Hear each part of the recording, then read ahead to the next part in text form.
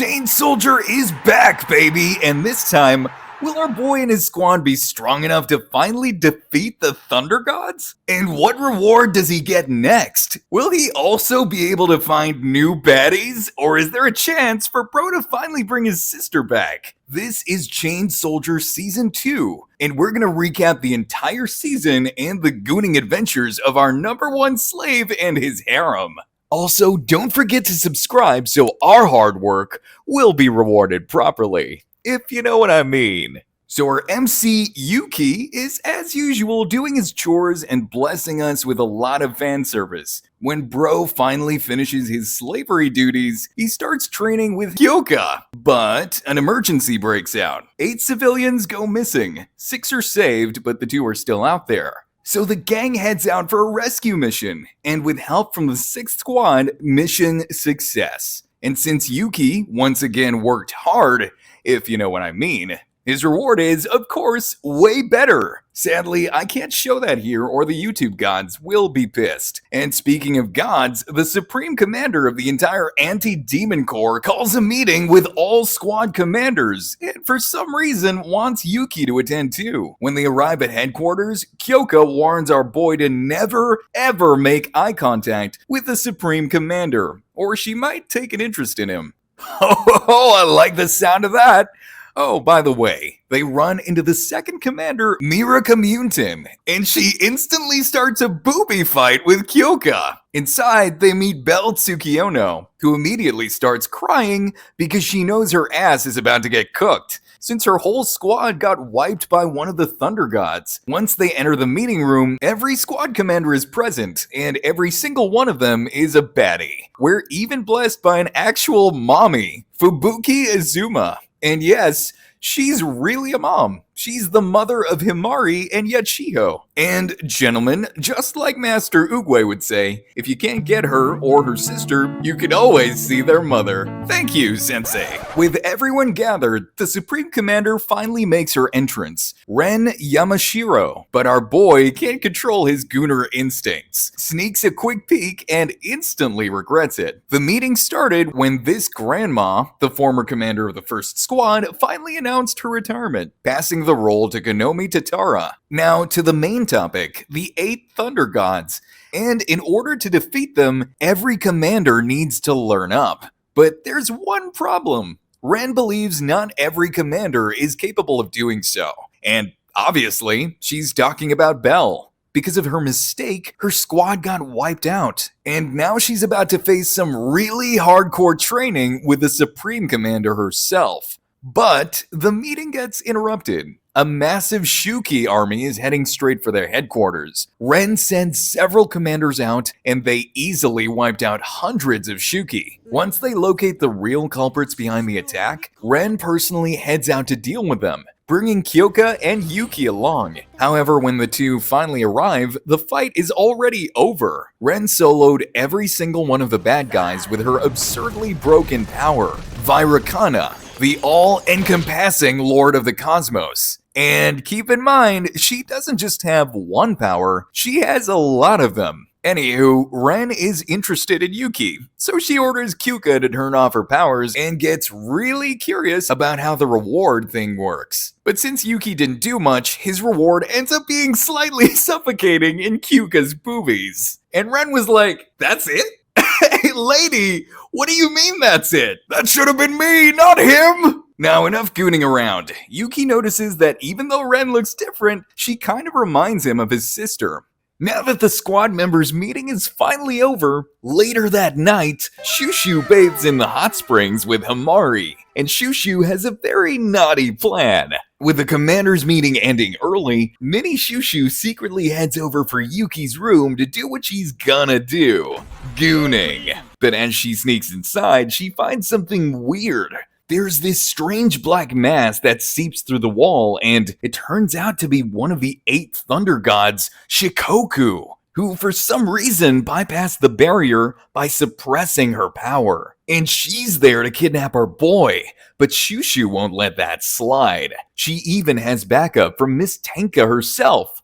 Wait, what is she doing there? Well, also gooning. But Shikoku tries to calm everyone down, because she knows that everyone here has business with Yuuki. So she starts sitting on Bro's face. Shikoku suggests they should have a gooning contest, and Tenka agrees, and the two of them start sexually assaulting Yuuki. Shikoku urges Shushu to join in, and she almost gives in, but something feels off. Her body feels heavy. Why? Because of her boobies? Nope. There's really something weird in the room, and she realizes Tenka would never allow an enemy near Yuuki. Well, it turns out this was all an illusion. Shikoku cast a spell that trapped Shushu and Tenka, but both girls manage to break free just before Shikoku can finish them off. Shikoku is, of course, forced to retreat. When Yuuki finally wakes up, he's told that an 8th Thunder God managed to break into his room. Tenka credits Shushu for reacting first, and Yuuki thanks her, which makes Shushu proudly declare that she'll always protect him. Girl, you naughty. Now, when Kyoka hears about this, for safety, the whole squad will now be sleeping in the same room until the barrier gets updated. Meanwhile, Ren Yamashiro hears the news, and she's really interested in why everyone is onto this guy, wondering if maybe she should join as well. The next day, Kyoka and Nei use slave sparkling stars to scan the area around the dorm, but nothing sus is found. But Yuuki feels like someone is watching them from above. And surprise, surprise, it's Ren. She was up there watching the transformation, and she presses Kyoka for more details about the slave ability, making it clear she wants to ride Yuuki herself. Ayo? Once Ren leaves, Kyoka starts getting sensitive and all touchy-touchy with Yuuki. But Bro didn't know she was just preparing a backbreaker. She's pissed because she wanted him not to look at Ren, and now Ren's all over Yuuki. And that girl has her own issues. She treats people like toys, and the number one example is Belle Tsukiono, who probably has some PTSD. Well, if that were me, I wouldn't mind. Step on me, mommy. But Ren isn't their only problem. Now that she knows Kyoka's powers work, there's a 100% guarantee that every single lady in the Anti-Demon Corps will find out, and everyone will probably want to ride Yuuki. So Kyoka's instincts were right, because when the 7th and 6th units prepare for joint training, the 5th unit arrives with a dramatic entrance. The commander, Yakumo Izo, who's known for being all touchy-touchy, confirms that she also wants to ride Yuuki as well. So the 3 squads started their training, and we found out about the other 2 members of the 5th squad. Like Saki Tokuyama, aside from her cute voice, her peach power allows her to turn various parts of her body into actual weapons or armor, and Himari is learning a lot from her. While the hot mommy herself, Kaiko Itsuki, her power is the cocoon that heals people's injuries. And as the ladies were busy training, meanwhile, our boy... Yes, I do the cooking, yes, I do the cleaning. When the training wrapped up, the girls started heading to the hot springs, except for Yakumo. She's banned in the hot springs because she's all touchy-touchy. But even without her, everyone is kinda glazing her a bit. Like when Kyoka points out that Yakumo's wind power feels stronger than before. Kaiko even adds that she could probably wipe out an entire city at this point. Now, while Yuuki is preparing dinner, Bro notices Yakumo crawling out all tied up, and she explains that Kyoka and Tenka restrained her for a reason. So she asks our boy to untie her. Nah, don't, bro, we're enjoying what we're seeing. And thankfully, Bro ain't down bad to untie her, but she frees herself anyway, and starts asking naughty questions to Yuuki. Since she's been touching girls' bodies all her life, she wonders how men feel. But before the situation gets even harder, Yakumo suddenly senses the others leaving the bath and rushes off to watch them. And Yuuki thinks she really does live like the wind. Later on, Tenka, Yuchiho, and Sahara head out to train with the 10th unit. And that's their strategy. The squads need to train with the other squads so that when the 8 Thunder Gods start teaming up, every squad already has good teamwork. Now, Yakumo says she wants to train with Kyoka next, but asks to borrow Yuuki first. Kyoka is annoyed and asks if she learned that idea from Ren, and Kyoka warns her about the reward, but Yakumo doesn't give a shit. She just wanna ride him. So Kyoka, with no choice, finally agrees. And now, slave transformation. Bro now has wings, phoenix form. Now the two start flying at Mach speed, and they go 10 times faster when Yakumo adds her wind powers. And they're flying so fast that they easily wipe out a small group of Shuki. However, this of course makes Yuki run out of stamina. But the good part is about to begin. The reward. Now, Yakumo starts stripping, and with her wind powers, girl strips Yuki as well. Yakumo even says that if the experience feels good, she'll let him join her harem. What do you mean, bro already has a harem? And the scene gets so good that we can't show it on YouTube. But Yakumo clearly enjoys it, and of course our boy is having a hard time. Once the reward is finally fulfilled, she confidently declares Yuki a part of her harem. Later on, Yakumo returns Yuki to the 7th unit. She reports that his form works well for quick strikes and surprise attacks. She teasingly suggests they should use it together more often. Sounds like a good deal to me. Kyuka tells Yuki they'll be training with the 10th unit next, and boy, he starts wondering, what kind of training will it be? Or should I say, what kind of gooning? At the main headquarters, Gina Bizin escorts Kyoka and Yuki after being summoned by Ren Yamashiro. They arrive at an indoor garden built after Ren became commander. Ren is there playing with her 2 Shiba dogs, Kaname and Miyabi, who immediately take an interest in Yuki. Ren explains that she summoned them to test the limits of Kyoka's slave ability and to see how much Yuki can draw out under her command. Kyoka clearly isn't happy about it, but she activates her ability. Yuki transforms into Slave Killer Fang, and it's clearly inspired by the Berserker armor. This transformation is so terrifying that even Kyoka knows it's very dangerous, but Ren orders her not to cancel it and commands Yuki to hunt nearby Shuki, and bro massacres a large group of them easily. Ren is impressed at first, until Yuki suddenly starts attacking her. Bro is so out of control that Ren activates her powers, and he gets absolutely smashed. Even when Yuki regenerates and tries to use his OP move, Sacrificial Goat, Ren combines her abilities and whoops his ass. Yuki reverts back to human form, completely exhausted. Ren praises his performance and prepares to give him his slave reward, only to realize the contract forces her into, well, let's just say some humiliating actions. And even though she tries to resist, she is forced to submit until the contract ends. And even after the contract ends, she still ends up being humiliated. When Kyoka finally arrives, the reward is finally over. You can tell Ren is pissed, and when she flies off, girl absolutely cannot get over it. Back at the 7th Unit HQ, Kyoka reflects on the toll ending Yuki has taken on her. She even starts questioning why she's so pissed about other people using Yuki.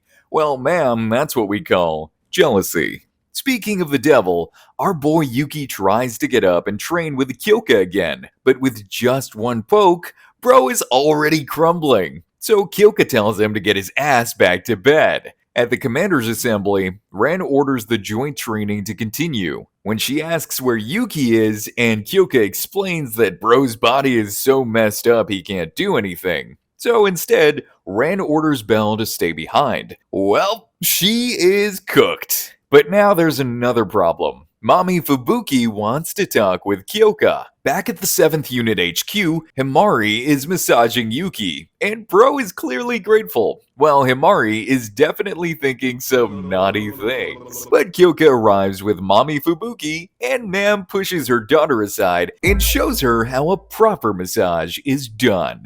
And Yuki is already loving it. While doing so, Fubuki announces the upcoming family reunion, the Azuma Banquet, a combat-based event that will decide the next head of the Azuma family. Himari refuses to participate, but Fubuki confronts her directly, saying that if she brings shame to the family name, she will eliminate her own daughter. Damn, mommy has zero chill. Don't worry guys, I can fix her. With no real choice, Himari finally agrees to attend. As Yuki continues recovering, Kyoka and Tenka agree that lending him out is too dangerous and that his growth should stay under Kyoka's control. While everyone else fusses over Yuki, Himari stays quiet, overthinking what's coming next. So when Himari and the gang finally arrived at the Azuma estate, this lady, Tabera Azuma, spawns out of nowhere and is very lovey-dovey with Yachiho. But she's really cold to Himari. But Kyoka stands up for Himari, saying she can do it because Himari is strong. By the way, Tabera is their grandma. What? She's a hag? Ain't no way this girl is a grandma. Anywho, Tobera leads the group to the garden and explains the Azuma Banquet, which is a battle royale to decide the next head of the family. There are 8 fighters, 4 from the main family and 4 from branch families, including some from the police force. The contestants enter a portal and spawn in a random spot on the island. Before leaving, Himari starts bullying Himari like she used to when they were kids, but Himari ain't that kid anymore. She stands her ground and promises she will whoop Himari's ass. On the island, the fighting begins. Mami Fubuki quickly defeats 2 family members, while their hidden sniper is taken out by Maya. Meanwhile, Yachiho is frantically looking for Himari to protect her sister. Himari and Yuki find themselves on a cliff, but Himari ambushes them. Himari starts stripping to use her Python ability. She dominates the fight at first, promising to win in 3 turns. However, Himari and Yuki reveal their trump card, and Yuki starts becoming a Super Saiyan with a new slave form. Even though Himari tries to run away at super speed because she thinks Yuki's buff will run out, surprise, surprise, Yuki keeps up and beats her down. She gets beaten so badly, but refuses to give up. She and Himari start doing hand-to-hand combat, but Himari easily knocks her out. As the battle ends, Yuki turns back into a human. And fellow gentlemen, have a seat, because Himari finally gives Yuki his reward. However, they get interrupted by Mami Fubuki, who watches them and actually wants them to continue. Ho ho, I like where this is going. So Fubuki starts giving her daughter some pro tips on how to reward him properly. She gets real close to Yuki and starts being freaky. Back at the mansion, the losers of the tournament are all knocked out, and Tobera announces it is time for the main event. Himari and Yuki versus Fubuki. On the battlefield, Fubuki pulls out her spear, Sunset, and the fight is on. Even though Yuki is in his sky form, Fubuki easily whoops his ass, and she starts roasting Himari, telling her she is weak and always needs someone to protect her. Mami even insults the 7th unit and Kyoka, saying they must not be worth much if Himari is their vice commander. This triggers a flashback of the day Kyoka promoted Himari and gave her the confidence she never had, and Himari snaps. Girl unleashes a massive aura and awakens her power. Himari starts spamming multiple abilities,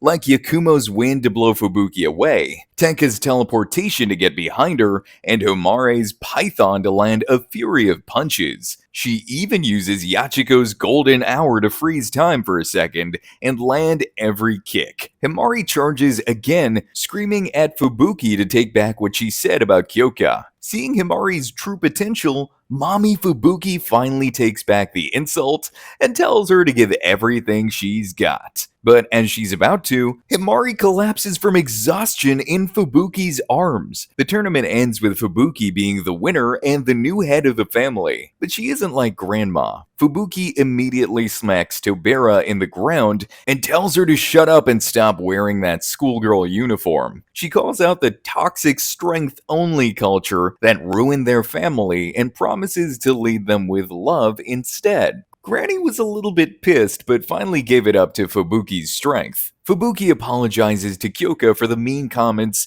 and thanks her for taking care of Himari. Everything ends on a good note for the Azumas, but there's a much bigger problem on the way. The 8 Thunder Gods are planning something. After the battle, everyone is taking a rest. Meanwhile, Homare tries to sneak into Yuki's room to seduce him as payback to Himari, only to find Granny Tobera already there with the same plan. But the two of them are too late, because Yuki went with Himari and Fubuki to train. Things get awkward when Fubuki accidentally triggers the lending ability by grabbing Yuki's chain. This forces Yuki into a new form called Human Bullet. In this mode, Yuki's body becomes extremely rubbery and super flexible, letting him bounce off attacks and throw a barrage of stenchy punches. Because of the contract, both mommy and daughters start being freaky. Later, the 7th unit hits the beach for a summer break. Shushu tries to use the opportunity to get close to Yuki. She even uses her power to increase the size of her boobies and tries to take advantage of the sunset. But in the end, Yuki ends up raising her instead. Finally, Kyoka and Yuki get back to training. They realize that the more Yuki is lent to the other girls, the stronger his base form actually gets. But Kyoka doesn't really like that idea. The next morning, when there's another commander assembly, Kyoka gets really pissed when every single squad commander starts riding Yuki.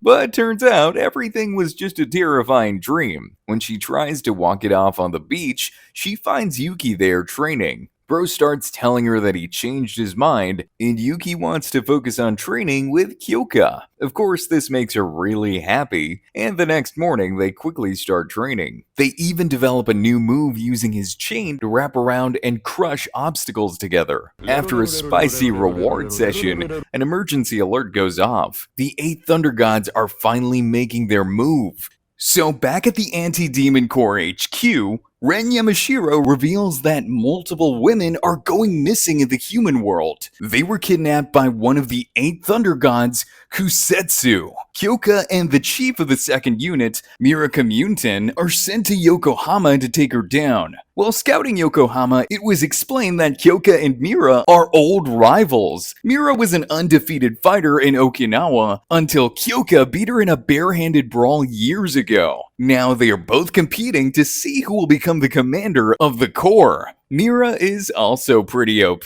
She has the ability called All Killing, which lets her create multiple clones of herself without losing any of her original strength. Plus, her Vice Chief Megumi has a Red Soul ability that buffs Mira's power whenever she holds up a special flag. Anywho, the gang eventually tracks down the hideout.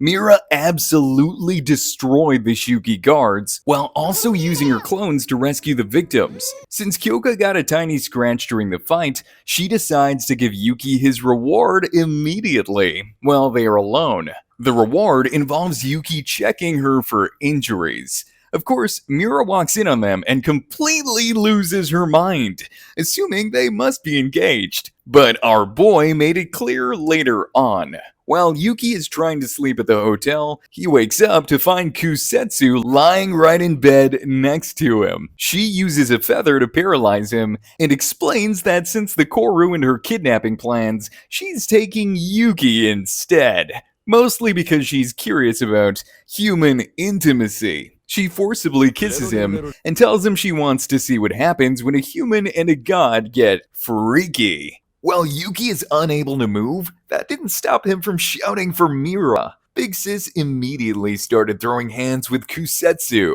When the Thunder God realized that Mira's power was a problem, Kusetsu started to play dirty. She pulled out a deck of cards given by Shikoku and started spawning multiple powerful Shuki that began attacking all over the city. But she underestimated Mira's powers, and Big Sis creates hundreds of clones to save every single civilian and kill the monsters simultaneously. Kyoka eventually joins the fray, taking down the giant Shuki, while Mira beats Kusetsu into a one-on-one. Kusetsu was about to ditch, but Mira rage-baited her into fighting again. However, since Mira is really exhausted from saving the city, she had a tough time fighting Kusetsu, especially when the Thunder God started revealing a new form. Just as Kyoka and Yuki arrived to help, they couldn't believe what they saw. Kusetsu was in the middle of absorbing Mira into her own body. So don't forget to subscribe, and I'll see you guys on the next one.